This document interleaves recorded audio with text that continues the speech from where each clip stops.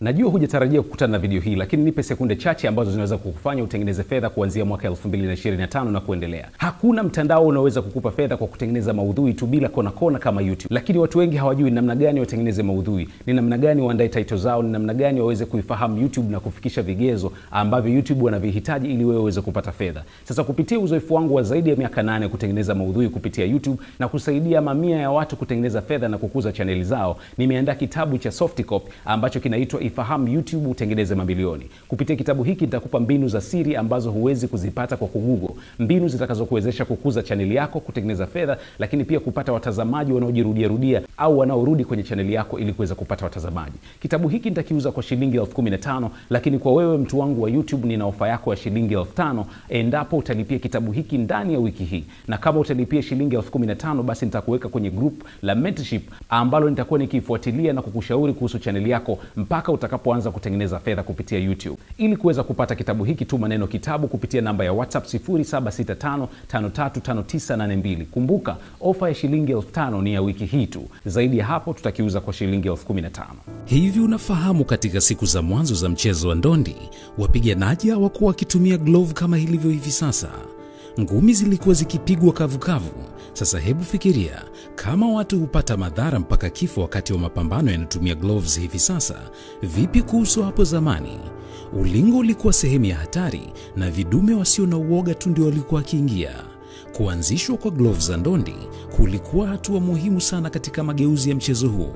Kulisaidia kuufanya mchezo huu kuwa salama zaidi, lakini katika mchakato huo kuna wababe walianza kutumia mpaka gloves zenye chuma au misumari. Ilikuwa ni hatari sana, kifo nje. Katika makala hii nimekuandalia historia ya gloves za ndondi kuanzia chimbuko lake mpaka hivi sasa.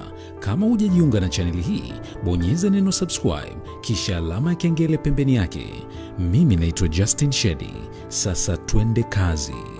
Historia ya mwanzo kabisa ya ndondi inaweza kufuatiliwa hadi kwenye ustaarabu wa kale wa Misri, Ugiriki pamoja na Roma. Huko Misri, michoro ya ukutani kutoka karibu mwaka 1000 BC, yani kabla ya kuzaliwa kwa Kristo, inaonyesha wapiganaji wa ngumi wakiwa bila gloves wakishiriki mapambano. Michoro hii ya kale sana inathibitisha kuwa ndondi zilikuwa tayari zimekuwa mchezo wa mashindano tangu wakati huo. Hata hivyo, ilikuwa ni nchini Ugiriki ambapo ndondi zilipata hadhi ya kuwa mchezo rasmi, hasa wakati wa michezo ya Olympic katika mwaka wa 688 kabla ya kuzaliwa kwa Kristo. Mabondia wa Kigiriki walitumia vipande vya ngozi vilivyoitwa himantes kufunga mikono na vifundo vya mikono yao. Kufunga huku kulitoa ulinzi mdogo sana na kimsingi ilikuwa ni kwa ajili ya kusaidia vifundo vya mkono tu. Mapambano haya mara nyingi yalikuwa yakikatili sana na walipigana hadi mpinzani mmoja ashindwe kuendelea. Warumi walirithi mchezo huu wa ndondi kutoka kwa Wagiriki, lakini waliufanya kuwa na hatari zaidi. Badala ya vipande rahisi vya ngozi, wao walitambulisha kitu kilichoitwa cestus, ambapo zilitumika gloves za ngozi zilizoimarishwa na vipande vya chuma au hata misumari, yani ile sehemu ya kumpigia mtu ngumi. Wao katika gloves zao walifungilizia kwa chini yake kipande cha chuma au waliweza kutengeneza misumari. Glove hizi zilifanya mchezo wa ndondi kuwa mchezo wa umwagaji damu, na watu wengi sana walipoteza maisha na wengine kupata ulemavu wa kudumu kutokana na majeraha yaliyotokana na mchezo huu. Kutokana na ukatili wake uliokithiri, mchezo wa ndondi ulipungua umaarufu wake na hatimaye ukapigwa marufuku huko Roma mnamo karne ya 4 baada ya kuzaliwa kwa Kristo. Hii ikiwa kama sehemu ya juhudi za kupunguza umwagaji damu uliotokana na mapambano ya gladiator. Pamoja na marufuku hiyo, mapigano ya ndondi yaliendelea kwa siri chini katika baadhi ya maeneo kwa karne nyingi zilizofuata. Baada ya kuanguka kwa milki ya Roma, ndondi zilipotea kwenye maisha ya umma kwa karne nyingi sana, lakini zilirejea tena katika karne ya 17 na ya 18 huko nchini Uingereza, ambako walianza tena kutongana bila glove ya aina yoyote. Wapiganaji walishindana bila glove na mchezo huo ulikuwa mgumu sana, huku kukiwa na sheria chache za kuwalinda washiriki. Hakukuwa na raundi zenye muda maalum kama ilivyo hivi sasa, na mapambano haya mara nyingi yalidumu kwa masaa kadhaa, yani yalimalizika pale tu mpiganaji mmoja aliposhindwa kuendelea na pengine alipojeruhiwa vibaya kiasi cha kushindwa kuendelea na pambano. Kipindi hiki kilijulikana kwa mapambano marefu na yenye umwagaji damu mkubwa, na mara nyingi yalisababisha majeraha makubwa na hata kifo. Kuto kuwepo kwa vifaa vya kujikinga kulifanya ndondi kuwa mchezo wa watu waliojikana nafsi zao. Ukiingia ulingoni, maana yake umekubali lolote linaweza kukufika. Ilikuwa ni katika wakati huu watu walipoanza kuona umuhimu wa kuvaa gloves za ndondi, huku wapiganaji na watazamaji wakianza kuhoji hatari za mapigano ya mikono wazi, yaani kupigana ngumi bila kuvaa gloves. Hatua ya kwanza kubwa kuelekea kufanya mchezo huu kuwa salama kwa kuvaa gloves, wakati bondia wa Uingereza aitwaye Jack Broughton alipotambulisha seti ya sheria zilizosisitiza matumizi ya mufflers, aina ya awali kabisa ya glove. Glove hizi hapo awali zilitumika kwa mazoezi na maonyesho, lakini si mapambano rasmi. Broughton, ambaye alikuwa ameshuhudia vifo vingi ulimwenguni, alipendekeza matumizi ya glove hizi ili kusaidia kuzuia majeraha makubwa kwa wapambanaji. Hata hivyo, mapigano ya ngumi kavu yaliendelea kwa zaidi ya karne moja, kwani mabondia wengi na mashabiki walikataa mabadiliko haya, wakiamini kuwa gloves zingepunguza uhalisia wa mchezo huo.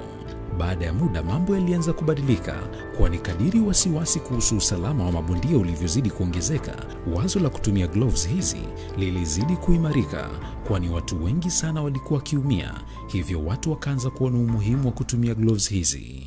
Mchakato huo pia ulihimizwa na waandaaji wa mapambano ambao walikuwa wakikosa watazamaji kutokana na watazamaji wengi kuogopa kuhudhuria katika matamasha ya mapambano, kwani waliona mchezo huo ni ukikatili na uliotisha machoni pao, kwani wengi hawakupenda umwagaji wa damu pamoja na matukio ya kutisha yaliyotokea ulingoni. Mwaka 1867 sheria za Marquis wa Queensberry zilianzishwa katika ulimwengu wa ndondi na zikabadilisha kabisa mchezo huo milele. Sheria hizi zilifanya matumizi ya gloves kuwa ya lazima katika mapambano yoyote ya ndondi. Hatua hii ilibadilisha kabisa mchezo huu. Gloves hizi zilitengenezwa ili kuwalinda wapambanaji dhidi ya kuumia na kupata majeraha makubwa kichwani, kama vile kuvunjika mifupa pamoja na michubuko ya usoni. Lakini pia mchezo huu ulishuhudia kuanzishwa kwa raundi za dakika 3, madaraja ya uzito na usimamizi wa refa, pamoja na taratibu mbalimbali zilizofanya mchezo huu kuwa rasmi. Kwa sheria hizi, mchezo huu ulipata umaarufu mkubwa barani Ulaya pamoja na huko Amerika. Ingawa gloves ziliwekwa kuwalinda mabondia dhidi ya michubuko na kuvunjika kwa mifupa, pia zilibadilisha mienendo ya mchezo huu. Kwa kutumia glovu hizi zenye sponji, mabondia waliweza kupiga ngumi kali zaidi bila kuumia mikono yao, jambo ambalo kwa upande mwingine limesababisha maumivu ya kichwa pamoja na madhara katika ubongo, kwani wapambanaji wengi wamekuwa wakipigwa ngumi za kichwani mara kwa mara. Jambo hili pia limezua mjadala endelevu kwa wadau wa ndondi kuhusu uwiano kati ya usalama na ushindani. Je, kuna njia nyingine inayoweza kuzuia athari hizo? Kamati mbalimbali za ndondi zimeendelea kurekebisha kanuni za gloves pamoja na kuhimiza utafiti wa vifaa bora vya kuwalinda mabondia.